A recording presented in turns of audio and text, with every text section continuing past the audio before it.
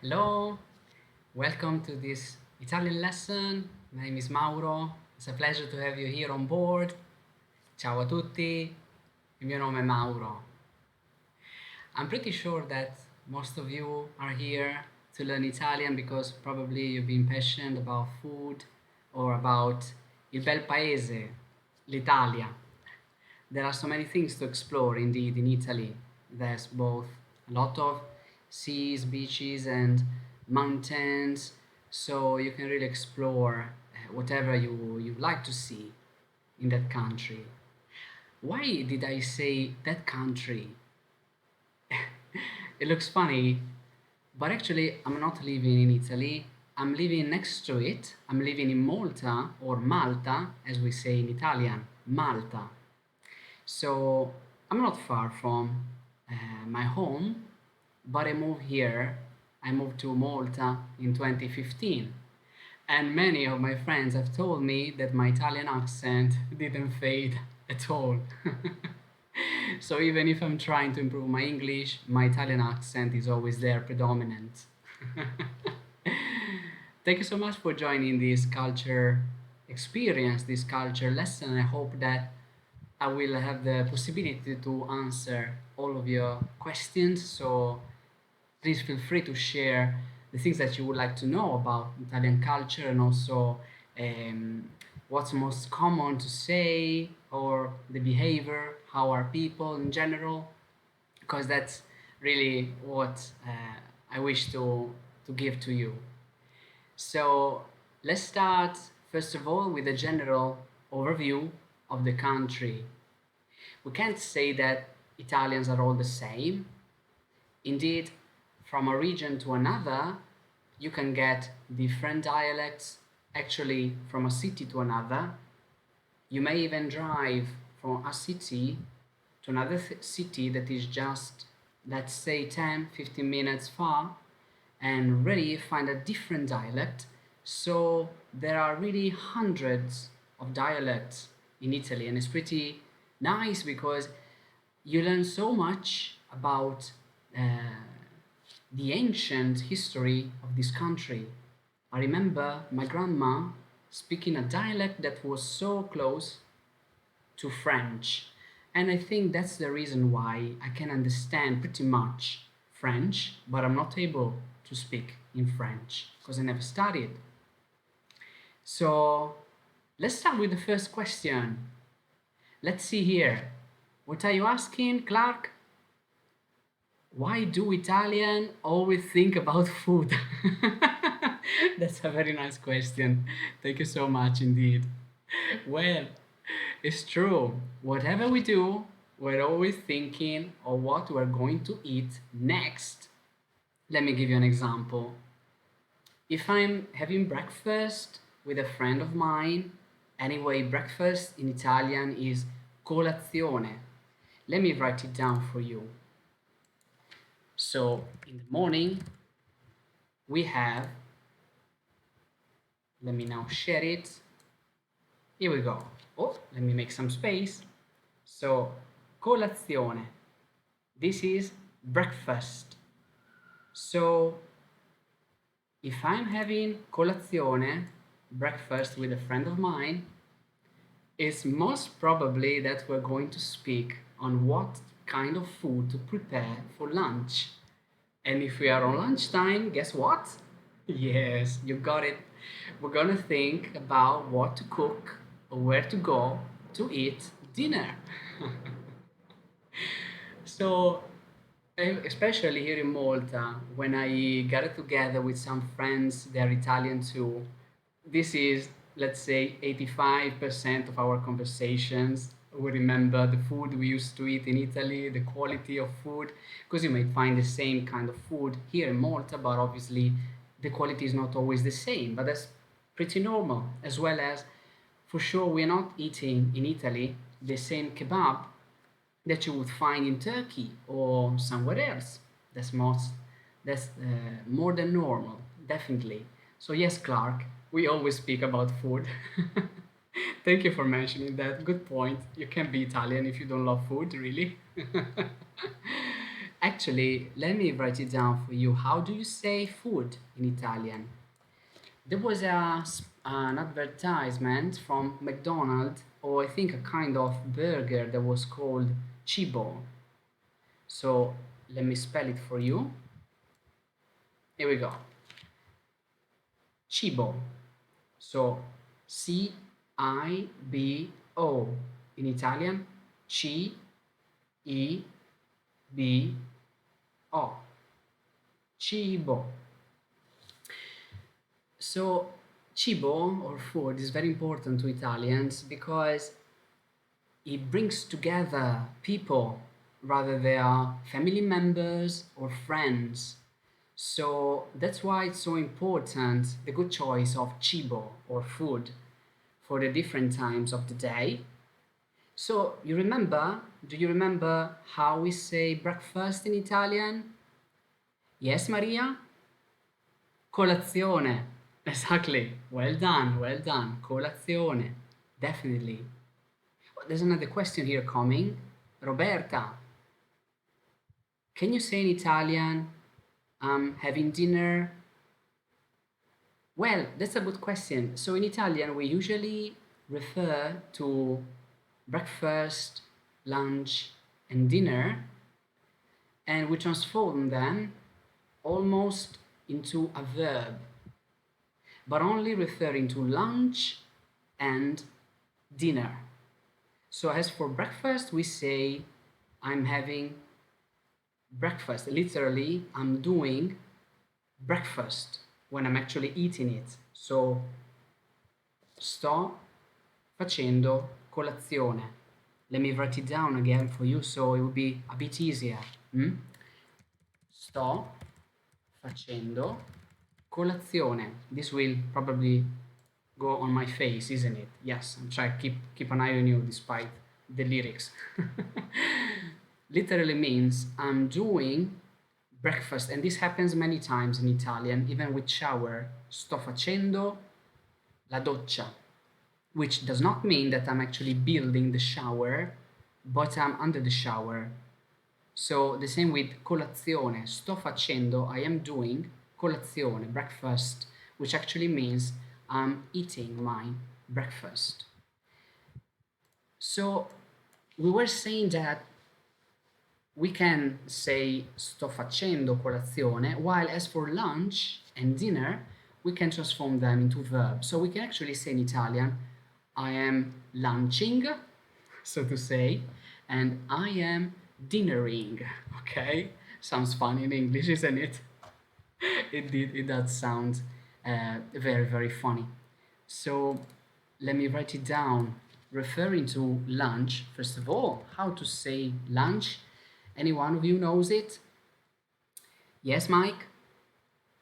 Well done, bravo, Branzo. Well done, well done. So let me share it for everyone so that we can use it. Here we go. Pranzo.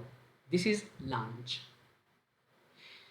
Usually in Italy we have lunch from midday to 1:30. We do not eat very, very late.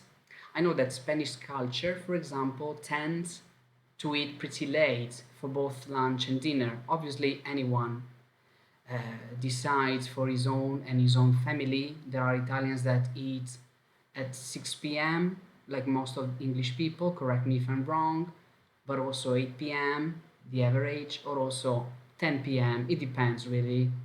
But we tend to have lunch between midday to 1:30 p.m. So how do we transform pranzo into a verb that's so funny? It sounds so strange.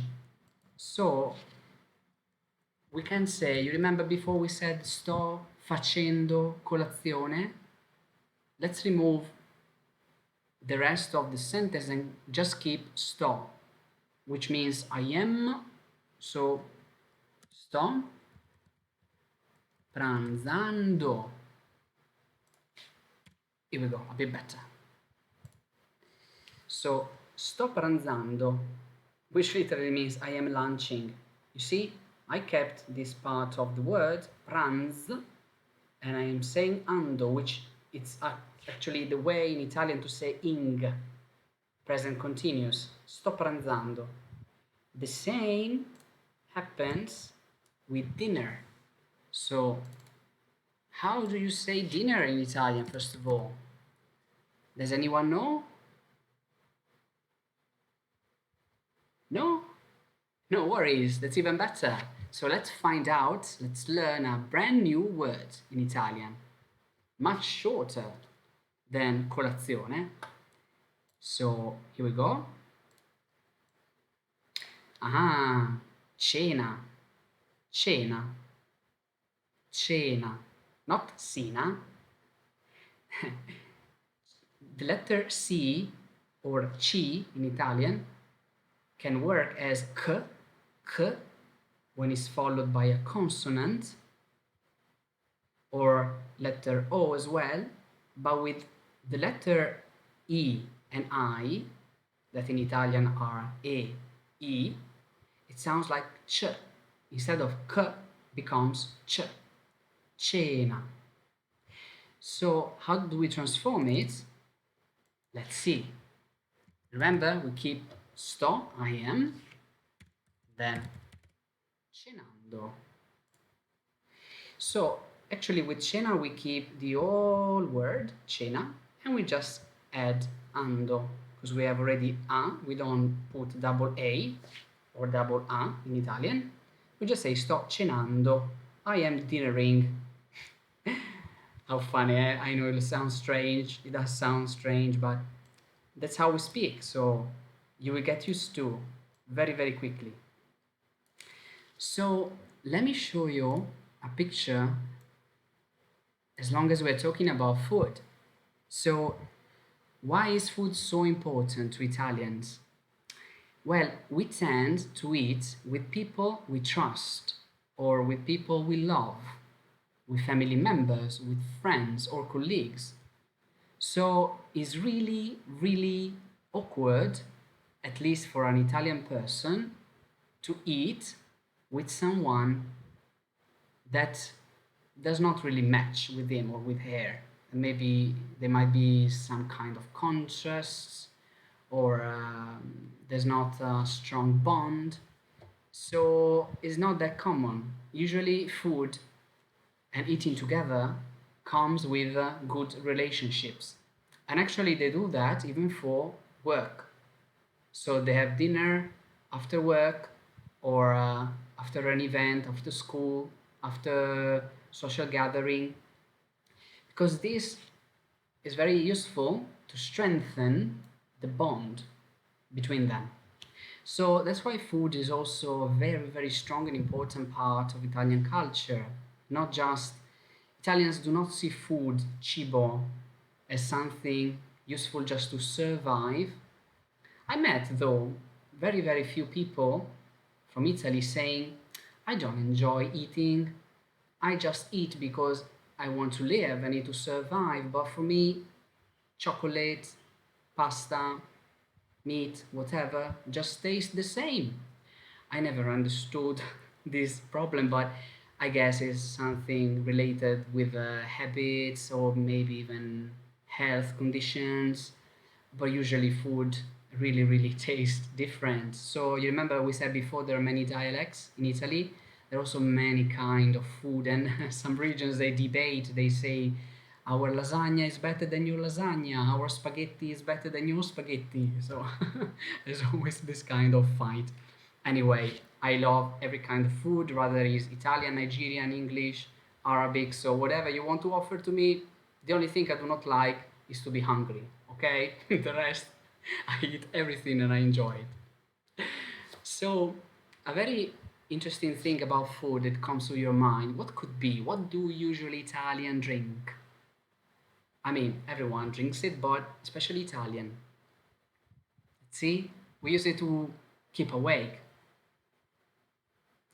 Yes, indeed. Caffè, caffè, coffee.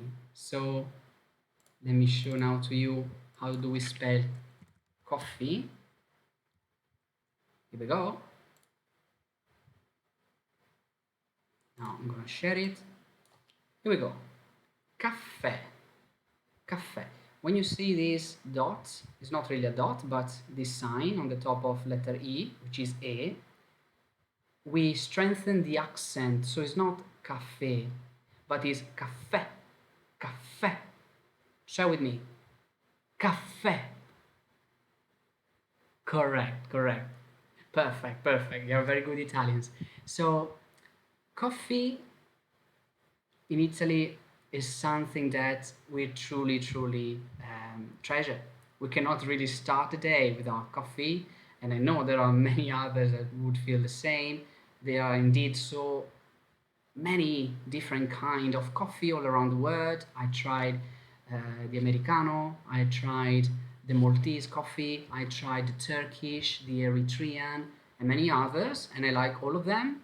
There are also, I think, in my personal opinion, stronger coffees than the Italian one. For example, the Eritrean coffee is spicy and is really strong. Believe me, you will feel your heart stop beating and you'll probably be afraid about your health condition and ready to call an ambulance, but it really works. If you want to be awake or if you're working on night shifts, that's perfect. So, the most famous Italian coffee is obviously espresso. What else? So, let me share now a picture with you. I'm gonna select it. Here we go. So, espresso. All right, this is espresso. Question: why do Italians drink such a short amount of coffee? Unbelievable. The Americano usually fits on that kind of mug, isn't it? Or even bigger than this, while Italian is such a small tazzina. This is how we call it, a small mug. Let me share with you. So, mug, the normal size, is called tazza. Tazza. Zzz, letter Z, like a mosquito. Zzz, tazza. How do we call the small one? Tazzina. Yeah, tazzina. Let me share it with you. Here we go. Tazza, tazzina. Yes, because in Italian, everything you want to sound smaller, you just add ino if it's male or ina if it's female. So my name is Mauro. Because I'm short, they call me Maurino. If I have in front of me, for example, Roberta, we would call her, and with no offense, just for a joke, and she's short, or also to express affection, we will call her Robertina. Okay, so to show affection, really, if your son's name is Roberto, you're gonna call it Robertino, just to show that you love him. It's something that is most appreciated by Italians, yeah. Unless you have a very giant, full of muscle man, you wouldn't appreciate that, obviously. You would say One, which is Maurone, or Robertona, ecco, to make it sound giant. So, how do you call that strange machine to make coffee? We just see that in the picture. Let me remove now the text. Yeah, how do we call that? Correct. Well done, James. Mocha, mocha. Yeah, doesn't sound so Italian, honestly. Why? Because let me show you how is it spelled. Here we go. Mocha, spelled with K, but K is not really an Italian letter, but is English. So actually, the Italian alphabet has 21 letters only, plus 5 English letters, and it becomes 26. So let me see if I remember all of them. I'll probably mix them. I apologize for that, all right? But the English letters are K, J, W, X, Y. I'm sure I mixed them up, but these 5 are not typically Italian, even though we have words with those letters. For example, there are names we do not translate, like skateboard. Skateboard has K and is written exactly as it is in English. We didn't translate it. We are actually using much more English words in the last decade because it sounds more smart. It sounds that if you show that you know a bit of English, you look smarter. Yeah. Instead of saying we're having a adunanza, we say we're having a meeting. So we would say half Italian, half English. Stiamo per avere un meeting. All right? Because it sounds that you're smart. Ooh, this man knows English. So you will look smart if you mention some words in Italian too. But now, let me show you how we prepare the mocha. Yeah, let's come with me in the kitchen. Well, actually, I brought the kitchen next to me, so I don't have to move the laptop. So, let me show you. I have my mocha with me. We go, very simple thing made of 3 parts. So, what we do, we take the base and we fill it up to this level so that the gas, not the gas, sorry, the steam of water can go out easily and will not explode. So we fill it up to this level. All right. Then we apply the filter. Okay. We take the coffee, espresso. You see the dust? There we go. So I'm just gonna put it there. Sorry, I'm just holding it in order not to make it fall. We're gonna fill it up with coffee, caffè espresso. Buono. I'm already eager to drink it by just the smell I have here under my nose. All right, you can fill it to the top here. You see, please, don't do it. I know you have it in your mind. I know you're thinking to do it, but don't, please. Don't ever push it down. Don't press it. It won't be good. Trust me. And then just take the rest, rotate, close it properly, and then ready. Okay, under the fire. The flame should be low, not very high, because it's true. If you keep a high flame, the coffee will come sooner, but it won't be good. It will smell more like dirty water, not like proper espresso. So keep the flame low. Anyway, after 5 minutes maximum will be ready, trust me. So when you see that the coffee will be ready here, you can rather put sugar in the mocha itself or just put it in the tazzina, right? And after add sugar. So however you may prefer. All right, so we prepare an espresso. Now let's go ahead with another interesting point. Here we go. That's typical for Italy. You saw me doing that, isn't it? Am I speaking ASL? I wish. I really wish, but I know just 2 or 3 words. And actually, there's a teacher on the platform that will help you to learn it. Such a smart guy, very, very kind, and he teaches in a very, very easy, simple way. I just love his lessons. Just love this guy and the way that he expresses himself. So you will find my friend on the platform if you want to learn ASL. Regarding Italian, sign languages is really a support to our speech. So how do we call that in Italian? Anyone knows?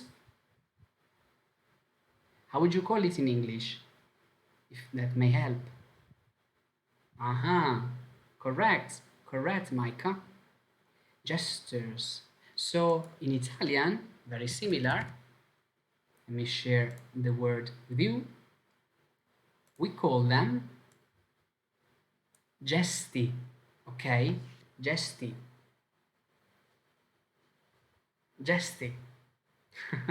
So let's see some of these gesti. Gesti are referred to hands, not with facial expressions.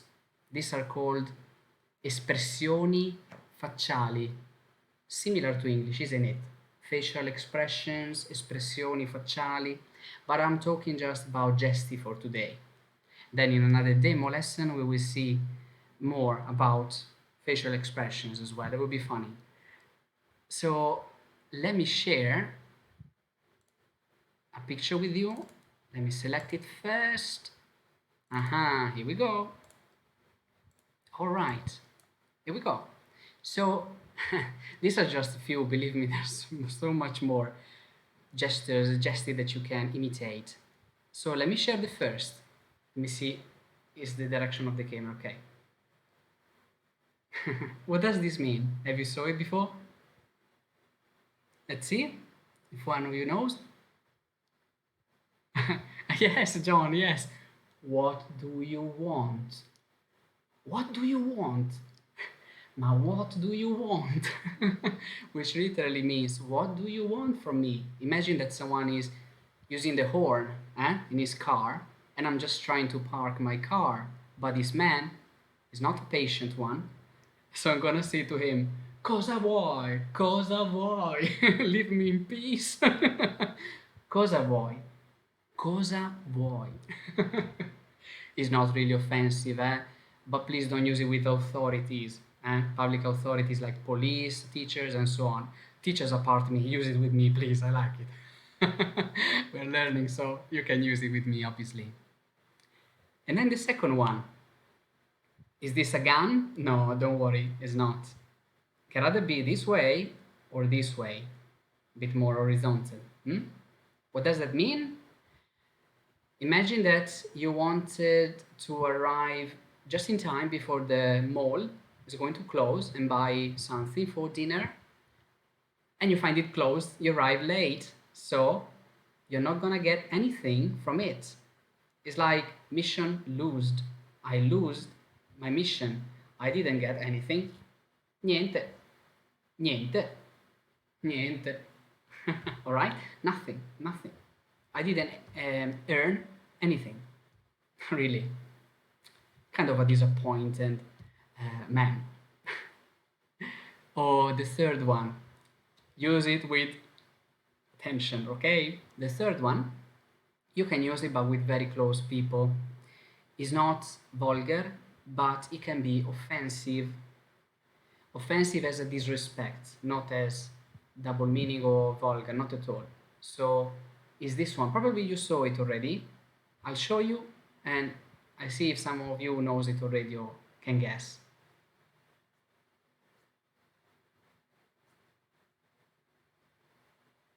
So someone of you knows? What does it mean? Mark? Yes, indeed. Yes, yes, indeed. It means I don't care.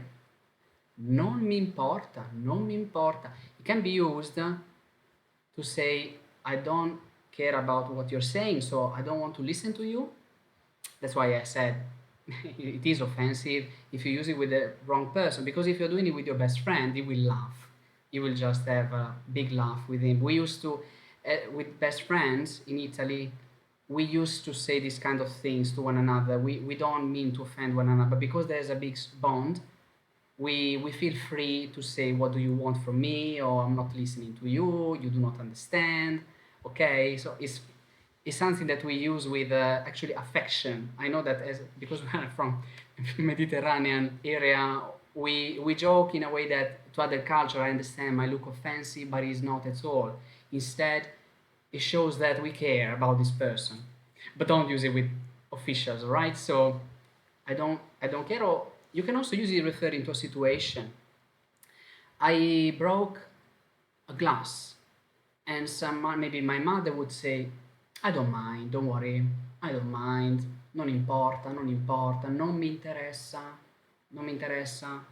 Okay, so can be also a soft way to say that. This one is pretty universal, so that's okay, great. Yes, you can count on me. Great. Okay? Bene. Ottimo. Okay. Another one. This I saw it many times when I was a child.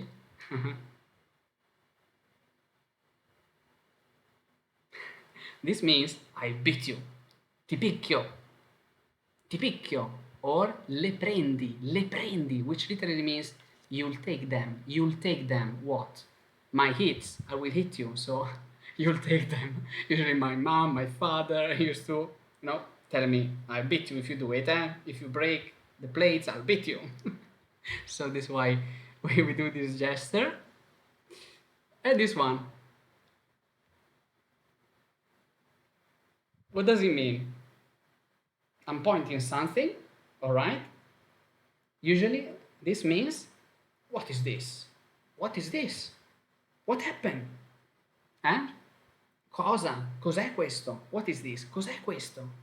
Imagine I see all the floor dirty, full of food and broken glasses. I say, cos'è questo? Cosa? Cos'è questo? What is this?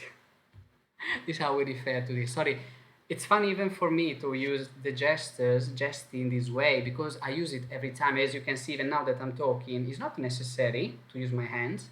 Once I've been in Brazil, and a friend of mine told me, if you just stick an Italian's hands, he will become mute. It won't be possible for him to talk, and I agree. So don't close my mouth. Just put a chain, okay, on my hands.